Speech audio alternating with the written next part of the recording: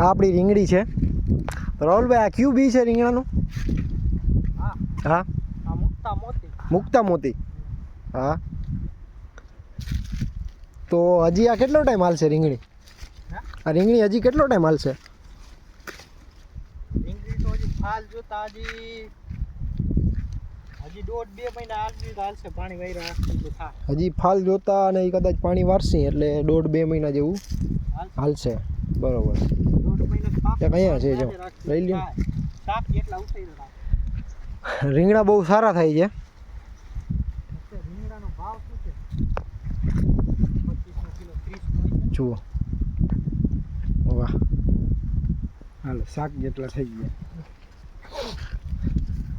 તમારે બે સારું હોય એટલે તમારી એક સિઝન આખી તમારે હાલી જાય. તમારે ક્યાંય વેચાતું લેવું ના પડે.